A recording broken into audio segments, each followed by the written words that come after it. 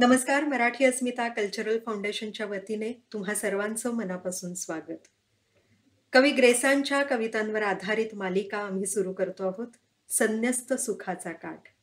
प्रसिद्ध अभिनेते, लेखक दीपक करंजीकर ग्रेसांच्या काही निवडक कविता आपल्याला उलगडून सांगणार आहेत.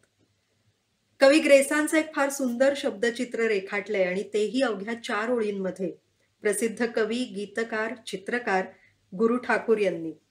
ते असं लिहितात, वृत्तीतील होते नव्हते, वृत्तात मांडले त्याने. वृत्तीतील होते नव्हते, वृत्तात मांडले त्याने. आजन्म उधळूनी गेला, गूढाची अनवटपाने. अस्तित्वच होते ज्याचे, विजनाचा मोह कशेला. अस्तित्वच होते ज्याचे, विजनाचा मोह कशेला. तो होता पदर धुक्याचा, हाती न कुणाच्या आला.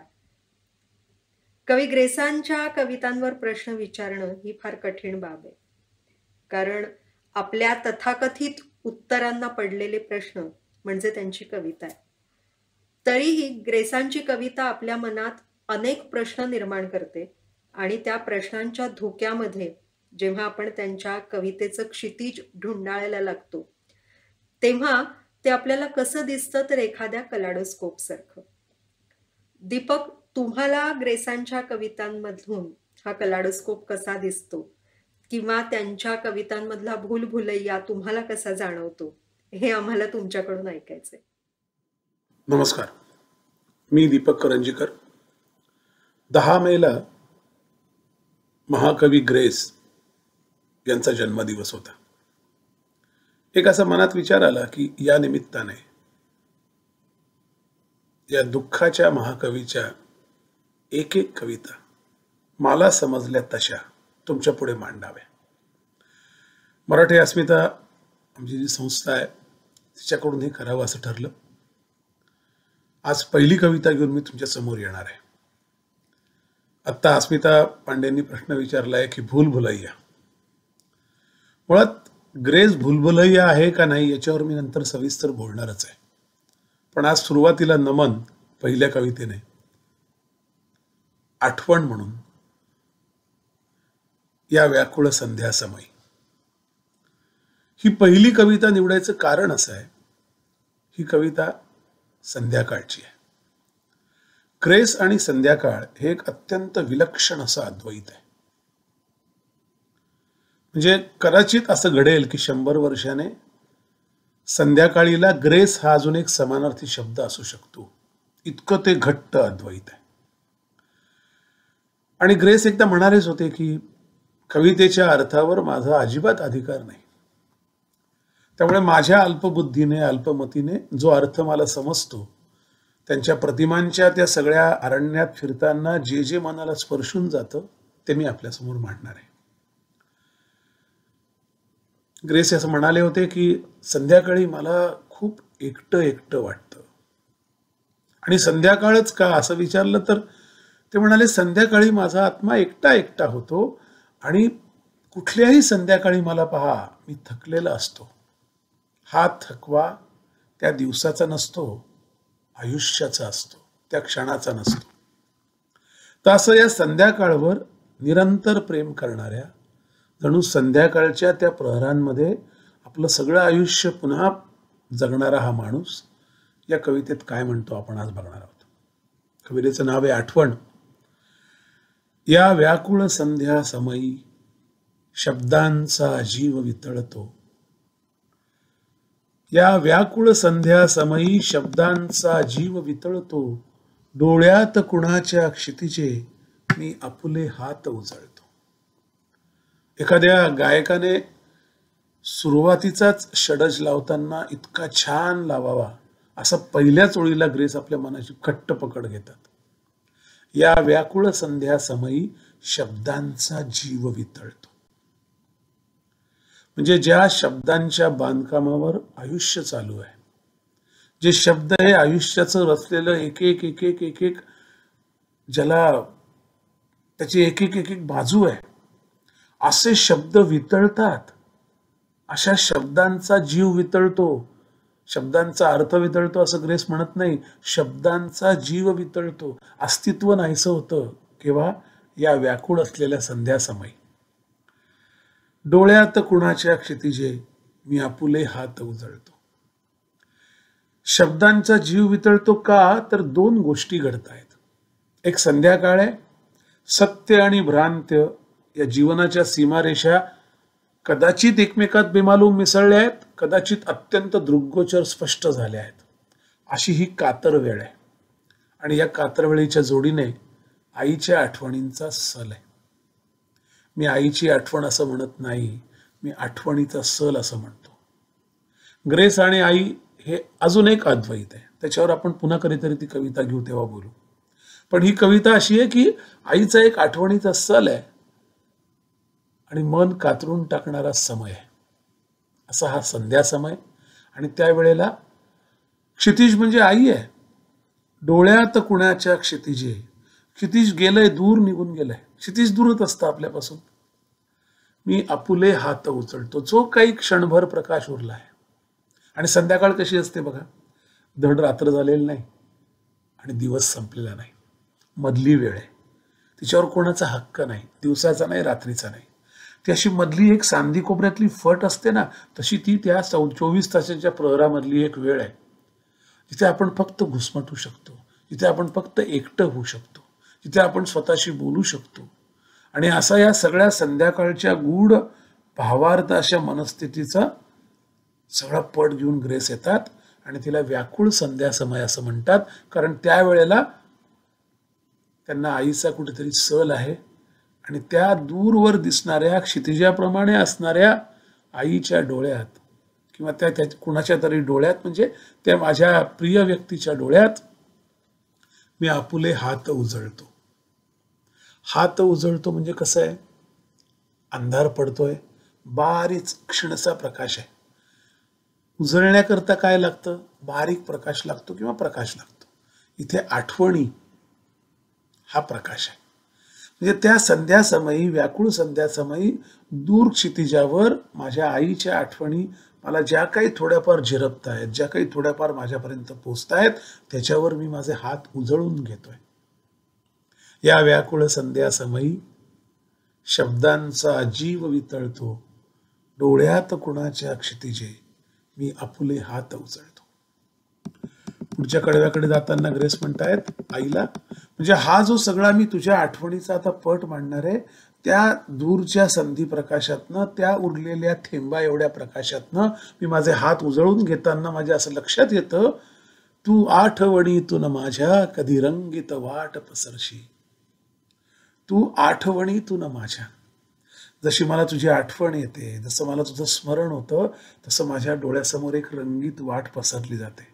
नाहीतर हा सगळा काळा आणि पांढऱ्याचा खेळ ही वेळ. म्हणजे आता अंधार पडणार आहे, काळा कुट्ट होऊन जाईल सगळं आणि उरलेला काही पांढरा थोडासा प्रकाश आहे. इथे मला रंगीत वाट, म्हणजे तुझ्या माझ्या आयुष्यात मी आपण घालवलेले खूप छान क्षण जे आहेत, एकत्र क्षण जे आहेत, ते मला दिसतात आणि ती रंगीत वाट. म्हणून तू जेव्हा जेव्हा मला दिसतेस, जेव्हा जेव्हा तुझी आठवण येते, तेव्हा तू माझ्या आठवणीतून एक रंगीत अशी वाट पसरत जाते, असं ग्रेस आईला म्हणताय. नाही तर काय, ते नसेल तर अंधार व्रताची समयी कधी असते माझ्या पाशी. आता हे दोन आधी आहेत बघा. तू आठवणीतून माझ्या कधी रंगीत वाट पसरशी, अंधार व्रताची समयी कधी असते माझ्या पाशी. हा जो पहिला कधी आहे ना, रंगीत वाट पसरण्याचा, हा क्वचित त्याचा अर्थ तसा क्वचित असा आहे. कधीतरी क्वचित तुझी अशी आठवण, म्हणजे आठवण सारखी येते, पण कधीतरी ती रंगीत वाट पसरली जाते. एरवी अदरवाईज एरवी अंधार व्रताची समयी तू मला देऊन गेली आहेस आणि ती सतत मायापाशी असते. समयी खरं तर अंधार उजळण्याकरता आपण लावतो, पण ग्रेसची शब्दकळा इतकी विलक्षण आहे, किंवा त्यातला पॅराडॉक्स किंवा त्यातला जो एक ती व्यामिश्रता आहे, विरोधाभास वाटावा अशी, अंधार व्रताची समयी दिली आहे. तू मला समयी दिलीस, पण ती अंधार व्रताची आहे. ती मला पेटवता येत नाही, कारण तू नाही आहेस, तू निघून गेली आहेस माझ्या आयुष्यातून. ती मला पेटवता येत नाही. त्यामुळे समयीचा जो परिचय आहे प्रकाशाचा, उजळण्याचा, तो नसलेली समयी तू मला दिली आहेस, कारण तू नाही आहेस, तू माझी समयी आहे. आणि मला अंधारव्रत माझ्या ललाटी आलंय, माझ्या नशिबात आलंय. ते अंधारव्रत घेऊन मी समयी बसलेलो असतो नेहमी. कधीतरी असं घडतं की त्या आठवणीतून जेव्हा संध्याकाळ होते तेव्हा तू माझ्या आयुष्यात ती रंगीत वाट पसरत जाते. अदरवाईज माझी माझी समय घेऊन मी अंधारात एकटा बसलेला असतो तुझ्या अंधार आठवणींच्या. आता खरं तर असं आहे की आठवण जी असते कधीही कोणाची येणारी, त्यात आईसारख्या व्यक्तीची आणि त्यात ग्रेस सारखा संवेदनाशील माणूस, ती कविता रडकी होण्याचा कुठेतरी भाव असतो. पण ग्रेसच्या कवितांचं अजून एक वैशिष्ट्य आहे, ग्रेसच्या कविता रडक्या नाहीत, तर त्या तुम्हाला जाणीव करून देणाऱ्या आहेत. म्हणजे एक असं असतं की एखाद्या एखाद्या गोष्टीवर रडणं किंवा एखाद्या गोष्टीचा रडका स्वर लागणं हे त्या भीतीवरचं उत्तर असतं. पण जेव्हा ती भीती मी समंजसपणे समजून घेतो तेव्हा माझा स्वर रडका लागत नाही. तो समंजसपणाचा असतो, तो त्या जाणीवेचा असतो, त्या काहुराच्या जाणीवेचा असतो. ते मला मनोमन पटलेलं असतं. आता ग्रेस असं म्हणतात पुढच्या ओळीत, पदराला बांधून स्वप्ने तू एकट संध्या समयी. म्हणजे पदराला बांधून स्वप्न, मूल असतं ते नेहमी आईचं पदर आणि मूल याचं एक अत्यंत विलक्षण असं नातं आहे. तो एक बंध आहे त्यांच्या नात्यामधला. आईच्या पदराला धरून मूल मोठं होतं, आईच्या पदराआडून जग बघतं. तर तशा पदरात माझी सगळी स्वप्न असतात. लहानपणी जेव्हा मी आईचा पदर धरतो तेव्हा माझी स्वप्न सगळी त्या पदराला मी बांधून ठेवलेली असतात. तू निघून गेलीस, त्यामुळे त्या पदराला बांधून स्वप्ने तू एकट संध्या समयी, तू निघून गेलीस. सगळी माझी स्वप्न तुझ्याबरोबर निघून गेली. तुझ्या पदराला बांधून असे घुंगरू असतात ना बांधलेले, तसे ते सगळे स्वप्नांचे घुंगरू तुझ्या पदराबरोबर निघून गेले. तू निघून गेलीस तेव्हा, आणि तू एकटी निघून गेलीस. आता एकट संध्या समयी तू एकटी निघून गेलीस, मी एकटा उरलो. माझ्या पदरी काय आलं? तर माझ्या पदरी आला आकांत, कारण तू नाहीयेस.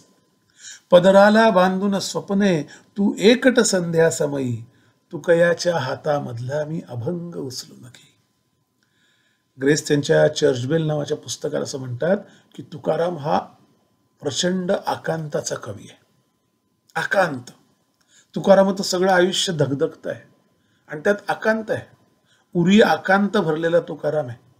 तुकारामाची कविता म्हटल्यानंतर राजस राजस किंवा असं काही प्रसन्न किंवा असं काही येत नाही. फक्त एक धगधगता आकांत आपल्यापाशी उरतो आणि असं वाटतं काय माणसाचं आयुष्य होतं. तर त्याच्या सगळ्या रचनांमध्ये जो आकांत पसरलाय त्यातला एक अभंग मी उचलून घेतो, कारण तू निघून गेलीस माझी स्वप्न घेऊन. माझ्याकडे तेवढंच उरलंय. पदराला बांधून स्वप्ने तू एकट संध्या समयी, तू कयाच्या हातामधला मी अभंग उचलून घे. मला तेवढी साथ आहे आता आकांताची, म्हणून मी आकांताचा जो सर्वश्रेष्ठ माणूस आहे, आकांताची जी परिसीमा आहे तुकाराम, त्याच्या अभंगातला एक अभंग उचलून घेतोय, कारण त्याचीच मला साथ आहे. मला कुठेतरी त्याचं मला जशी जवळीक वाटते, कारण अशी सगळी स्वप्न घेऊन तू निघून गेलीस पदराला तुझ्या बांधून. माझ्याकडे काही राहिलं नाही आता. आता या 3 ओळी जेव्हा होतात, पहिले 3 कडवी जी होतात, या तिन्ही कडव्यात ग्रेस वर्णन करतो, आपल्या विकलपणाचं करतो, एका अत्यंत विकल काहूर माजलेल्या संध्याकाळचं करतो, एका अत्यंत गलबलून टाकणाऱ्या आईच्या आठवणींच्या सलाचं करतो. आणि हे सगळं वर्णन 3 कडव्यात करताना मग 4थ्या कडव्यात ग्रेस आपली इच्छा प्रकट करतात. आणि ती काय इच्छा आहे बघा. म्हणजे इच्छा अशी असावी, कधी म्हणतात ना की जर एखादं औषध असतं किंवा एखादा जर वेदना असेल त्याच्यावर आपण औषध घेतो, काही वेळेला वेदना अशी असते की त्या वेदनेचं औषध होऊन जातं. गालिब म्हणतो दर्द का दवा हो जाना. आता इथे ग्रेसचा दर्दचा दवा होतोय, तर तू कसं म्हणतोय बघा ते, तू मला कुशीला घ्यावे, अंधार हळू ढवळावा. तुम्हाला कुशीला घ्यावे. जगातल्या कुठल्याही गोष्टीत आईची जी कूस असते त्याच्या इतकं शाश्वत काही नाही, त्याच्या इतकं आश्वस्त करणारं काही नाही, आणि त्याच्या इतकं आश्वस्त करणारंही काही नाही. म्हणजे त्याच्या इतकं आश्वासन काही नाही. आईच्या कुशीत असताना सगळ्यात सुरक्षित, सगळ्यात आपण ज्याला आपण म्हणतो की आपण आईवर अवलंबून आईच्या कुशीमध्ये आपण निवांत असतो. आणि त्या कुशीत तू मला घ्यावं, अंधार हळू ढवळावा. हे ज्या अंधार व्रताची समय वाहून वाहून जो अंधार साचलाय, ज्या अंधाराचा शिगोशिग माझ्या मनात भरलाय आणि संध्याकाळी होते, या दोन्ही प्रतिमांचं सृजन बघा कसं आहे. बाहेरही आता अंधार होणार आहे, तू मला कुशीला घ्यावं, अंधार हळू ढवळावा. संन्यस्त सुखाच्या काठी वळीवाचा पाऊस यावा. कुठलाही कवी हा ग्रेस सारखा महाकवी तेव्हा होतो जेव्हा ती कविता त्याची कालातीत होते, तिच्या प्रतिमा कालातीत असतात, तिचं सृजन कालातीत असतं, तिचा अर्थ कालातीत असतो आणि ती आपल्या त्या वर्तमानाच्या तुकड्याच्या पलीकडे कैक योजना निघून जाते, कैक काळाचे तुकडे ओलांडून निघून जाते आणि ती पुन्हा मागे पण येते आणि ती काळाच्या त्या अखंड वाहणाऱ्या प्रवाहावर आपली मुद्रा उमटवते. ग्रेस कशी प्रतिमा करतात बघा. संन्यस्त सुखाच्या काठी, म्हणजे तुम्हाला कुशीला घेतलंस, माझा अंधार असा ढवळलास की काय होईल माहितीये? संन्यस्त सुखाच्या काठी. ग्रेस काय शब्द योजना करतात. संन्यस्त सुख म्हणजे हे विरक्तीचे दिवस आहेत माझे, मला संन्यस्तपणाच देऊन गेलीस तू, माझ्याकडे दुसरं उरलं काय? पण दर्द का दवा हो जाना या संन्यस्तपणाचं एक सुख असतं, कारण इतका संन्यस्तपणा आहे, इतकं पदरात माझ्या आकांत आहे, इतकं माझ्या पदरात एकलेपण आहे, इतका मी विकल आहे, इतका मी ज्याला म्हणतो तुझ्या आठवणीने पोळला गेलोय, की ते पोळलं जाणं, ते संन्यस्त होणं, ते एक सुख आहे माझ्याकरता, कारण ते चिरंतन आहे.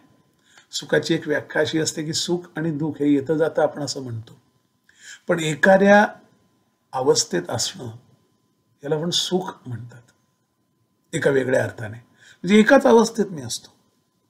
तसं माझ्या अंदाज संन्यस्त सुखाच्या, म्हणजे मी संन्यस्त झालोय, विरक्त झालोय, मला दुसरं काही सुचत नाही, माझ्या कुठली आसक्ती उरलेली नाही, असं जे सुख माझं आहे संन्यस्त सुख, त्याच्या काठी वळिवाचा पाऊस यावा. केव्हा? तुम्हाला कुशीला घेतलंस, माझ्यातला अंधार हळू असा ढवळलास, तर माझ्या त्या संन्यस्त सुखाची जी मला देणगी देऊन गेलीस तू, त्याच्या काठी वळिवाचा पाऊस यावा. आता बघा, वळीव हा जो शब्द आहे, पावसाचे अनेक प्रकार आहेत. पाऊस मृग नक्षत्राचा पडतो, पाऊस धोधो पडतो, आपण ते सगळं पावसाच्या कवितेच्या वेळेला बघू. पण वळिवाचा जो पाऊस आहे तो आडदांड आहे. वळिवाच्या पावसाला शिस्त नाही आहे. वळिवाचा पाऊस सगळं उद्ध्वस्त करणार आहे. वळिवाचा पाऊस सगळा कसाही कोसळणार आहे. वळवाच्या पावसाचं रूप अत्यंत आक्रमक आहे, इतकं आक्रमक आहे की तो वळिवाचा पाऊस येण्याआधीची परिस्थिती आणि नंतरची परिस्थिती, ज्यात जमीन आसमानाचा फरक पडलेला असतो. जमीन तापलेली आहे, वैशाख वणवा पेटून जमिनीला तडे गेले आहेत, आणि वळिवाचा पाऊस त्या जमीन तापलेल्या जमिनीवर तितक्याच आक्रमकपणे कोसळतो, आडवा तिडवा कोसळतो आणि ती जमीन भिजवून टाकतो, आणि त्या जमिनीतून एक सुगंध येतो, ज्याला मृदगंध असं म्हणतात. जगात कोणी किती अत्तर बनवली, किती परफ्युम्स बनवले, तरी मृदगंधाचं परफ्यूम बनवता येणं शक्य नाही. असा हा निसर्गाच्या जवळ जाणारा असीम, अवीट, अनंत, त्याचा कधी अंत होणार नाही, असा हा मृदगंध आहे, असा हा गंध आहे.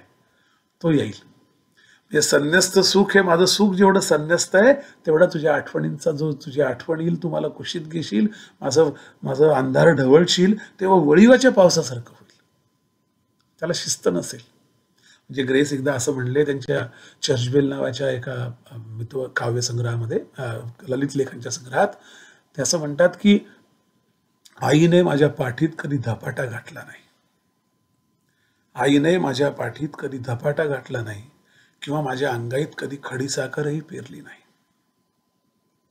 आईने मला धपाटा घातला नाही, माझ्या अंगाईत कधी खडीसाखर पेरली नाही, पण केवळ अभिव्यक्तीची तऱ्हा बदलली, म्हणून त्या आदिम प्रेरणेचं पिसाट अधिष्ठान ढळत नाही. याचा अर्थ काय? आई मुलाच्या नात्याची जी आदिम प्रेरणा आहे, त्याचं जे अधिष्ठान आहे तेच पिसाट आहे. म्हणून तिथे पडणारा पाऊस वळिवाचा आहे, तो पिसाट आहे, कारण ते नातंच वेगळं आहे, त्याला काही चौकटी नाहीत, त्याला डिफाईन करता येत नाही. वळिवाच्या पावसाला डिफाईन करता येत नाही, त्याची काही फ्रेमवर्क नाही. तो आडदांड आहे, आडवा तिडवा आहे, तो तुटून पडल्यासारखा आहे, तो सगळं तुम्हाला नावून टाकणार आहे, तो तुम्हाला भिजवून टाकणार आहे. तुमची सगळी असलेली काहिली भिजवणारा पाऊस आहे वळिवाचा पाऊस.